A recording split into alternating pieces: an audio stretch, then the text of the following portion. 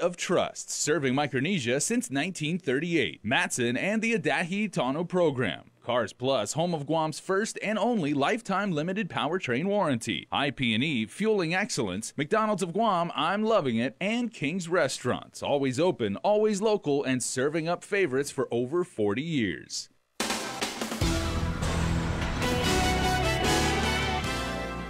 Coming up on Prime Time, amid the hotel stay controversy, Tony Babauta resigns from his position as the governor's chief of staff. Plus, another COVID-19 survivor shares her story of recovery. And community testing takes place in the village of Agate today for residents in southern Guam. Hafa day, everybody. I'm Jason Salas. We thank you so much for streaming us or watching us on KUAM TV, my friends. Before we get to tonight's headlines, another message from one of our island's many frontline heroes.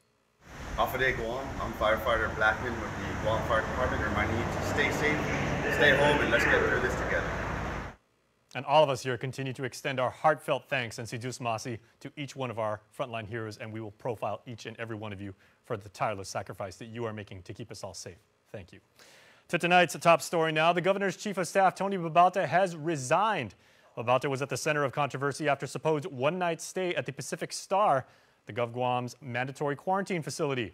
His resignation follows a whirlwind of controversy, leading to muting reporters at the governor's press conference on Thursday, as well as calls from the community for transparency and accountability. Our top story is with Adriana Cotero. 24 hours after the media muted for not playing by Adeloop's rules. Okay, Adriana, as I said, we made it very clear that your questions need to stay relevant to the topic at hand. And calls for transparency by various sectors of the community. Any questions the news want, they should be able to get an answer. That should have been very simple. That's a straightforward question. If you have nothing to hide, you can just answer that question. There's no need to cut the reporter off, and then and then all those Zoom videos. She has the mute button. She doesn't let people talk. On Thursday, KUAM and other local media continued to press the governor about why Tony Babauta was allowed to stay at the government's quarantine facility at the Pacific Star. How long was he allowed to stay? Was he tested for COVID-19? And what is the governor's response for those who might find it questionable? A question was also asked about the status of federal assistance, but if questions weren't about the governor's recovery plan, media was censored. Jasmine, I made it very clear that we're going to stick with the COVID recovery efforts. Meanwhile, Carrera confirms other government staff were also allowed to spend nights at the hotel. She says the quarantine facility is managed on a 24/7 basis, with 2 to 3 staffers working the site at any given point during the 24/7 period, and are provided a room to rest. No press conference was held today, but Adeloop said Tony Babauta resigned for personal reasons. The governor thanked him for all his hard work and announced her deputy, John Jr. Calvo, will take over the position in an acting capacity. Reporting for Guam's News Network, I'm Adriana Cotero. Now, KUAM has additionally asked Janela Carrera for a response as to GovGuam's censorship of the media, and she did respond, and I quote, "You were not censored. You were permitted to finish asking your question. As I previously stated," she says multiple times, questions outside of the recovery plan would be addressed after the press conference, which is exactly why I have done above. This concludes my statement. Thank you. That again, Janela Carrera, from Adeloop. KUAM today joined more than 140 media organizations across the country in signing the National Freedom of Information Coalition's call for government transparency. Community testing and other news for residents of the southern end of the island was held today outside of the Agate Senior Citizen Center. Over the past 3 days, Public Health has conducted their drive-through and walk-in testing starting in the north, central, and today down south. Public Health Director Linda Umpinko-Denorsi says the staff will continue testing over the weekend. On Saturday, nurses will be swabbing residents in congregate high-risk homes and the homeless population in the capital municipality of Hagåtña. Next week, they'll also start testing in other areas like Hemlani Apartments here in Harmon, along with Tamuning, Maritzo, and Maiti. Eventually, they will conduct testing at the Gumatranquilla facility in Tuman and St. Dominic's up in Barrigada Heights. Guam currently has 146 confirmed cases of COVID-19, along with 5 deaths and 131 recovery cases. Well, our next story comes to you from the Department of Public Health, sharing the story of COVID survivor and licensed practical nurse, Island David. I didn't really think I would have it when I got tested over at one of our medical clinics, because the only symptoms I had were loss of sense of smell and taste. I was asymptomatic. I didn't have the other symptoms that other patients may experience. I didn't have the shortness of breath, the chest pain, the high fevers, anything like that. So one morning, I just wanted to know why I suddenly lost my sense of smell and taste. So I went to one of the clinics and they told me that that's actually a new symptom of the COVID virus. So I was a candidate for the test. And after that, they called me that evening and told me that I did have a positive result. So the fear, the constant thinking of, what am I going to do next? What's my next plan? How am I going to help my family? How long will quarantine be? What's my duration of, will I start showing symptoms throughout this whole time? But thankfully, I only just had the loss of sense of smell and taste. I was blessed enough to not experience serious symptoms. So I was locked up in my own room. I had my little corner right outside my door with my own personal things, paper plates, disposable utensils, cups, my own toothbrush. And anytime that I needed to step out to use the restroom, I had to tell my family, like, hey, I'm going out. Please stay away from me. And then I have to disinfect the restroom right away, tell them to wait about 30 minutes to an hour before they could use it, just to keep them safe. I know when people hear that they've contracted COVID, the first initial thought is, am I going to go to GMH? Not necessarily. If you're not in severe respiratory distress, you can stay home or you can be transported to one of the positive locations that public health offers. My experience at home was rough. You know, I'm a very outdoorsy person. I have a cat, I garden. So it was very hard for me to stay in my room for 2 weeks and then just lay there and have these thoughts of, when am I going to be okay? How long will I be okay? Well, what's the outside world like now, knowing that I've been isolated in my room for 2 weeks? I would say public health did a great job keeping me up to date, calling me twice a day, 1 in the morning, 1 in the afternoon, asking how I'm feeling, asking if I have any new symptoms, and then asking me and my family if we needed something since we're going to be homebound during the quarantine time. So with them asking if we needed food or anything outside, and then they were willing to help us, that was such a big blessing to public health to do. It felt great coming back into work. You know, I'm ready to be a frontliner again, helping the community of Guam, educating our island, you know, letting them know that you can experience some of these things, and if it does, don't be afraid to reach out for help. Don't think that you're alone, because you're not. You're not just one person, you know.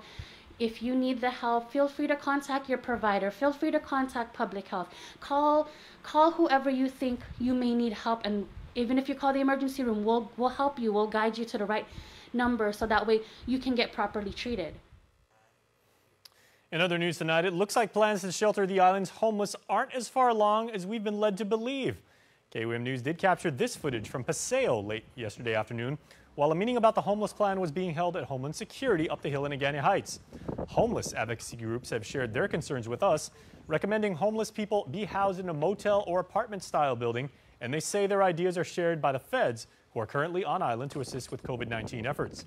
They also say plans to open the shelter by Saturday are premature, since renovations to bathrooms have not been completed and they are not accessible to people with disabilities. The plan to house the homeless, 2 of whom tested positive for COVID-19, has been talked about for weeks now, and sources tell KUAM News the delay that Gov Guam was trying to ensure all costs would be reimbursed by the feds. And also tonight, Speaker Tina Rose Munya-Barnes has called her colleagues into a legislative session next week. Senator Therese Terlahi requested for the session in order to override the governor's veto of her Bill 333. That legislation is relative to the rapid and transparent implementation of both federal and local assistance programs relative to coronavirus. The Speaker says she stands ready to support Terlahi's efforts to ensure transparency and restore the public's trust in their government. She's scheduled session for Tuesday, May 5th at 10 a.m. The Committee on Rules met on Thursday, approving a resolution temporarily changing their standing rules to authorize conducting legislative business virtually. Please stay tuned, everybody. We are back right after this. we are open to serve you at Cars Plus Guam. Need a quick service for your vehicle? Visit our express lane at Cars Plus. Done fast, done right. No appointment needed. Our service team is dedicated to helping you get your vehicle in and out of the shop and back on the road quickly and securely. Simply drop off your vehicle at our express lane driveway, and one of our service advisors will take care of it. Need a ride? Not to worry. We have a shuttle vehicle ready to drop you back home and pick you up when your vehicle is ready. Open Monday to Saturday from 8 a.m. to 5 p.m. Visit us today. We are open to serve you. It makes myself and it makes my team members very proud to work for an organization that has been on island for many years with its focus on reliability, dependability, and commitment to the communities that they operate in. Matson's a great corporate citizen to the community. We all benefit from any sort of environmental commitment we make. One of the ways that we do that is with our Adahi Utano program. There's action behind it, and so action breeds commitment.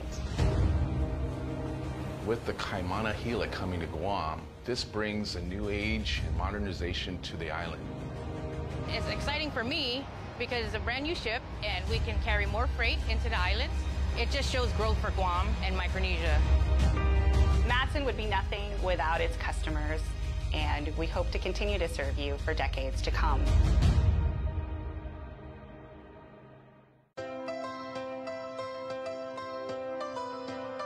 When we face an uncertain path,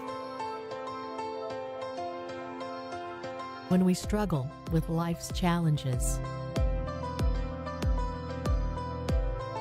and when the unexpected happens, it's a beautiful day. We rely on the people we trust,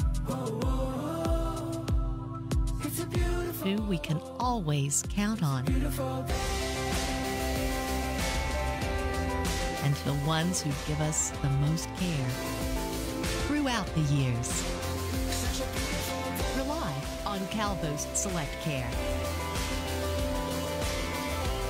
to give you the comfort and security you need wherever you are. Calvo's Select Care, health care that's always there for you. It's a special delivery to your inbox every week with your KUAM News Roundup, program advisories, and promotions. Sign up for the weekly KUAM Digital Digest today on KUAM.com. Welcome back to Primetime, my friends. A video went viral yesterday of a toddler running in the middle of one of the island's busiest streets. That'll be Route 16 right here in Harmon near us. GPD officers responded to the scene, locating the parents at an apartment complex in our home village of Harmon. 27-year-old Surian Ake and 30-year-old Manny Kawaichi were transported to GPD's Dedido precinct for interviews relative to the incident.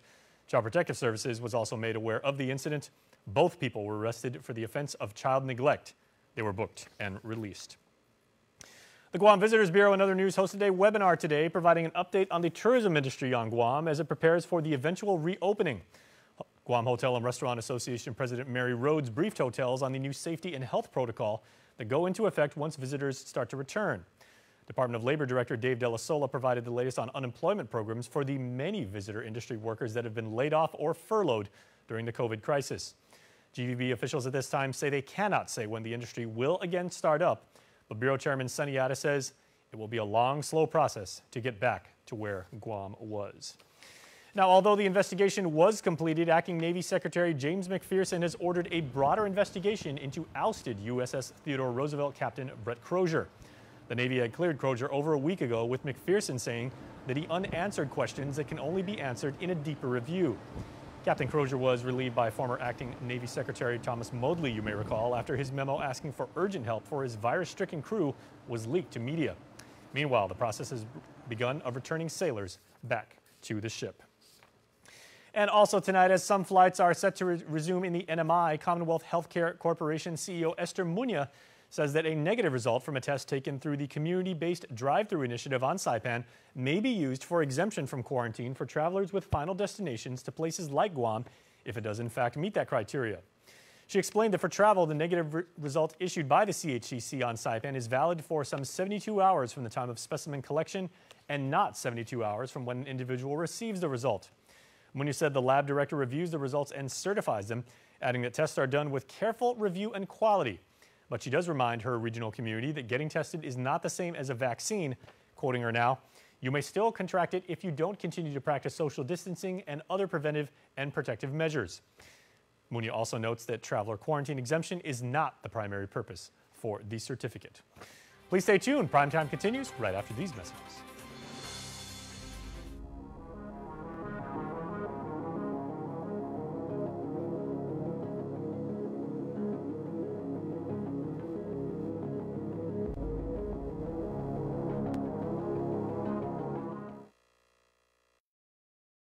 Guam is truly a